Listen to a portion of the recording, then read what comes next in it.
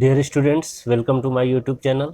आज के इस वीडियो में हम लोग NCERT कक्षा 9 विषय गणित के अध्याय 10 जो कि हमारा वृत्त का चैप्टर है, तो इसका हम लोग आज प्रमेय 10.5 को समझेंगे और इसे सिद्ध करेंगे।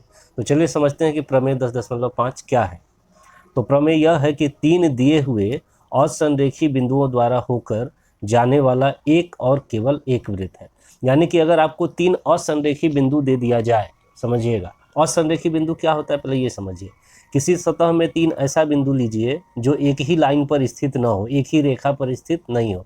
जैसे ए यहाँ ले लिए, बी यहाँ ले लिए और सी कहीं और ले लिए, तो ये तीनों एक ही रेखा पर तो स्थित नहीं है। तो ऐसे ही बिंदु को हम लोग असंरेखी बिंदु कहते हैं। और इसके उलट संरेखी बिंदु क्या होता है? जो एक ही रेखा पर स्थित होता है। जैसे ए यहाँ हो गया, बी यहाँ हो गया, सी यहाँ हो गया, ये तीनों एक ही रेखा पर स्थित है। तो इसको हम लोग कहते हैं कि यह कैसा बिंदु है? यह संरेखी बिंदु है। और इसको हम लोग कहते हैं असंरेखी बिंदु है। ठीक है, तो आपको इसका बात कर रहा है असंरेखी का, कि तीन दिए हुए असंरेखी बिंदुओं द्वारा होकर जाने वाला एक और केवल एक वृत्त है। यानी इन तीनों बिंदु से केवल एक ही वृत्त खींचा जा सकता है, यही हमें सिद्ध करना है। और इसको हम लोग रचना से सिद्ध करेंगे, कंपास की सहायता से, डरसुई की सहायता से। तो इसीलिए इस सवाल को मैं आप लोगों को पेज पर बता रहा हूँ। तो इसको सिद्ध करने का स्टेप जो लिखना है वो मैं एक पेज पर लिख दिया हूँ, आप लोग इसका स्क्रीनशॉट ले लीजिएगा, बाद में हम दिखा देंगे सारा। तो यहाँ से लिखने वाला पोर्शन हो गया आप लोग का, और रचना कैसे करना है हम अभी पेज पर आपको स्टेप बाय स्टेप करते चलेंगे तो समझ में आ जाएगा। ठीक है, तो सबसे पहला काम क्या है? प्रमेय को सिद्ध करने में सबसे पहले दिया है लिखा जाता है। तो हमें क्या दिया है? तो देखिए, तीन असंरेखी बिंदु ए, बी और सी है, ये हमें दिया है। ठीक है, तो सिद्ध क्या करना है? तीन असंरेखी बिंदुओं द्वारा होकर जाने वाला एक और केवल एक वृत्त है। यानी कि ये तीनों बिंदु जो है इससे होकर जाने वाला एक और केवल एक वृत्त है, ये सिद्ध करना है हमें। अब क्या करना है? अब हमें रचना की जरूरत पड़ेगी। तो हम यहाँ पर लिख लेंगे क्या? रचना। ठीक है, यहाँ पर हम लोग लिख लेंगे रचना, क्योंकि ये रचना वाला पार्ट है, इतना हम लोग रचना करेंगे। और इसके बाद यहाँ से लिख लेंगे हम लोग उपपत्ति। सिद्ध करते हैं, प्रूफ करते हैं, तो ये हमारा पोर्शन हो जाएगा उपपत्ति वाला। ठीक है, तो देखिए अब हम लोग स्टेप बाय स्टेप काम भी करते चलते हैं और समझते भी चलेंगे। सबसे पहले तो तीन असंरेखी बिंदु ए, बी और सी ले लीजिए एक पेज पर। तो चलिए यहाँ पर हम लोग ले लेते हैं।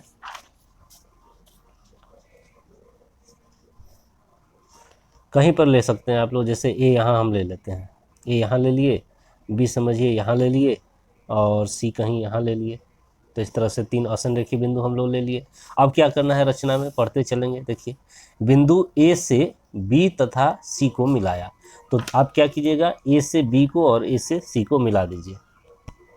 तो स्केल की सहायता से हम लोग ए से बी को इस तरह से मिला लेंगे और ए से सी को भी मिला लेंगे। मिला लिए हम लोग। हमारा जो रेखाखंड तैयार हुआ ए बी और ए सी, इन दोनों का हमें लंब समद्विभाजक खींचना है। यही बात यहाँ लिखा हुआ है, देखिए कि ए बी तथा ए सी के लंब समद्विभाजक पी क्यू और आर एस खींचा। मतलब लंब समद्विभाजक का नाम दे देंगे, एक ए बी का जो लंब समद्विभाजक होगा उसका नाम पी क्यू दे देंगे, और ए सी का जो लंब समद्विभाजक होगा उसका नाम आर एस दे देंगे। तो ये दोनों रेखाखंड का लंब समद्विभाजक खींचेंगे जो एक दूसरे को बिंदु ओ पर प्रतिच्छेद करते हैं। ये दोनों जो लंब समद्विभाजक होगा पी क्यू और आर एस, ये दोनों एक दूसरे को ओ पर प्रतिच्छेद भी करेगा। यानी जहाँ पर प्रतिच्छेद करेगा उसका नाम हम लोग ओ दे देंगे। तो लंब समद्विभाजक अब आपको खींचना है। लंब समद्विभाजक खींचने आता है कि नहीं? देखिए कैसे खींचा जाता है। किसी भी रेखाखंड का जो लंब समद्विभाजक खींचना होता है तो उसके लिए आपको ये करना है कि आप किसी एक अंत बिंदु पर आप सुई रखिए और आधा से ज़्यादा ले लेना होता है रेखाखंड का। आधा से ज़्यादा है हमारा दूरी, ठीक है, और ऊपर एक चाप खींचेंगे इस तरह से, ऊपर की ओर एक चाप और नीचे की ओर भी एक चाप, इस तरह से हो गया। अब आपको क्या करना है? बी से किए थे, अब ए पर रखना है। बिंदु ए पर आप सुई रखेंगे और ये जो दोनों चाप है इस दोनों चाप को काटते हुए आपको चाप खींचना है। तो देखिए अभी दूर दूर आ रहा है, नहीं कटा, तो फिर से आपको क्या करना है? बी पर रख के मिलाना है। तो अब देखिए अब कट गया यहाँ से, और ये वाला भी कटेगा आगे आके, कट गया यहाँ पर आके। तो जहाँ पर कटा ये दोनों, यहाँ पे कटा इस बिंदु पर चाप ऊपर में और यहाँ पर, तो ये दोनों को मिला लेंगे तो यही हो जाएगा रेखाखंड ए बी का लंब समद्विभाजक। इसी दोनों को मिला लेंगे तो यही वाला हो गया आपका रेखाखंड ए बी का लंब समद्विभाजक। ठीक है, इसी का नाम हम लोग दे देंगे पी क्यू। तो ऊपर में यहाँ पर P दे देते हैं और नीचे यहाँ नाम दे देते हैं Q। ये AB का लमसम द्विभाजक हो गया PQ। उसी तरह से अब आपको AC का भी लमसम द्विभाजक खींचना है, तो उसके लिए भी वही प्रोसेस है। आप किसी पर भी रखिए, A पर रखिए या C पर रखिए, और आधा से ज़्यादा लेना होता है रेखाखंड का, तो आधा से ज़्यादा है ही हमारा लिया हुआ चाप। अब ऊपर की ओर एक चाप इस तरह से खींचिए, खींच दिए ऊपर की ओर, और नीचे की ओर भी चाप खींचिए इस तरह से, नीचे भी खींच दिए। अब आप बिंदु C पर रखिए सुई को, ठीक इस तरह से, और इस चाप को काटिए। इधर कटा यहाँ, ये भी कट गया। तो यहाँ इस बिंदु और यहाँ इस बिंदु, इस दोनों बिंदु को मिला के फिर एक रेखा खींचेंगे हम लोग। तो इस तरह से यह जो रेखाखंड होगा ये लमसम द्विभाजक कहलाएगा AC का। तो ये हो गया आपका लमसम द्विभाजक किसका? AC का। इसी का नाम आपको दे देना है RS। इसका नाम R यहाँ दे दीजिए और यहाँ पर नाम दे दीजिए S। ठीक है, इस तरह से आपने दोनों का लमसम द्विभाजक खींचा, PQ और RS। अब दिख रहा होगा आपको कि ये दोनों लमसम द्विभाजक एक दूसरे को यहाँ पे काट रहा है इस बिंदु पर। इसी बिंदु का नाम आपको दे देना है बिंदु O। ठीक है, इतना काम करना था हमें रचना में। ठीक है, अब इसके बाद क्या करेंगे ये समझिए आप। अब देखिए उत्पत्ति में क्या लिखे हैं। हम जानते हैं कि एक रेखाखंड के लंबसम द्विभाजक का प्रत्येक बिंदु उस रेखाखंड के दोनों अंत बिंदुओं से बराबर दूरी पर होता है। अतः OA बराबर OB तथा OA बराबर OC। इसका क्या मतलब समझे।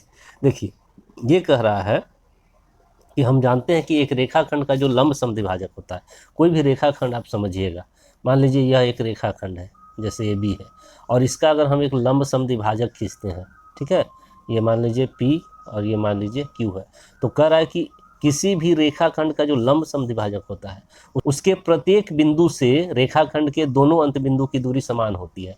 जैसे अगर यहाँ पर हम कोई बिंदु ले लेते हैं तो यहाँ से A की दूरी और यहाँ से B की दूरी बराबर होगी। अगर नाम M दे देंगे तो इसका मतलब कि ये दूरी AM बराबर होगा BM के, या ये कह सकते हैं MA बराबर MB होगा। ये नियम होता है। आप कहीं भी लंबसम द्विभाजक का कोई भी बिंदु ले लीजिए और वहाँ से तब दोनों दूरी हमेशा बराबर, ये इसके बराबर हो जाएगा हमेशा। कहीं भी आप ले सकते हैं, जैसे ये लेंगे, इसको A से मिला दिए, इसको B से मिला दिए, इसका नाम कुछ N दे दिए, तो NA बराबर NB होगा। ये नियम होता है। ठीक है, कि किसी भी रेखाखंड के लंबसम द्विभाजक के किसी बिंदु से रेखाखंड के दोनों अंत बिंदुओं की दूरी समान होती है।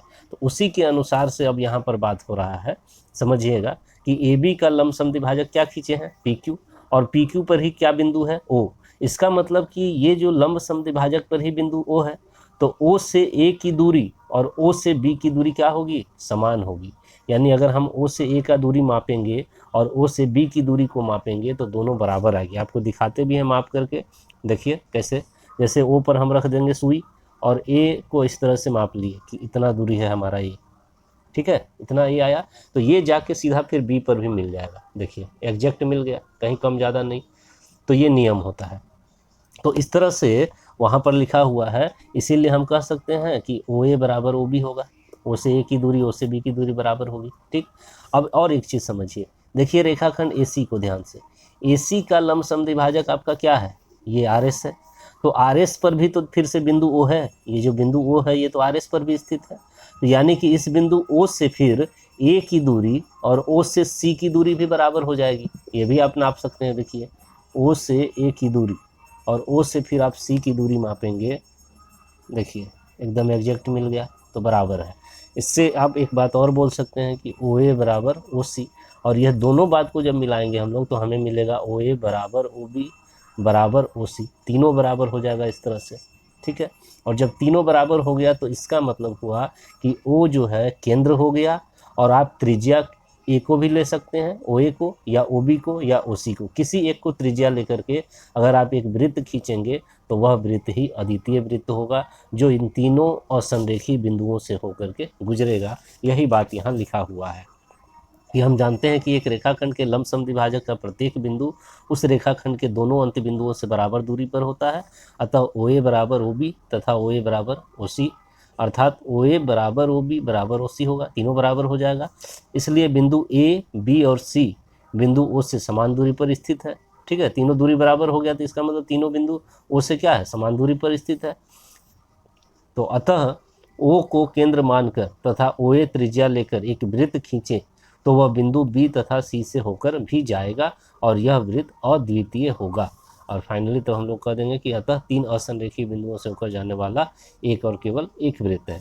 तो यहाँ पर अब थोड़ा सा काम बचा है हमें वृत्त खींचने का। देखिए, तो O पर हम लोग सुई रखेंगे, OA को त्रिज्या ले लिए और इस तरह से अगर आप एक वृत्त खींचेंगे, देखिए तो वो तीनों बिंदुओं से होकर के गुजरने वाला है। देखिए, यही वृत्त A से, B से और C बिंदु से, तीनों बिंदु से होकर के गुजर गया। तो यही था आपका कंस्ट्रक्शन वाला पार्ट। ये हो गया, आप इसका स्क्रीनशॉट ले सकते हैं। ठीक है, यहाँ से स्क्रीनशॉट ले लीजिए आप लोग। और फिर लिखने वाला जो पार्ट है, आप 2 पार्ट में आप इसका स्क्रीनशॉट ले लीजिए। यहाँ से यहाँ तक का एक बार स्क्रीनशॉट आप ले लीजिए, यहाँ से यहाँ तक का। ठीक है, एक स्क्रीनशॉट इसका ले लीजिए और दूसरा स्क्रीनशॉट हम बढ़ा देते हैं, आप यहाँ से ले लीजिए। तो इस तरह से आपका ये प्रमेय कंप्लीट हो गया। तो वीडियो अच्छा लगा हो, समझ में आया हो तो वीडियो को लाइक करें, शेयर करें और न्यू अपडेट्स के लिए इस चैनल को भी सब्सक्राइब कर लें। Thank you.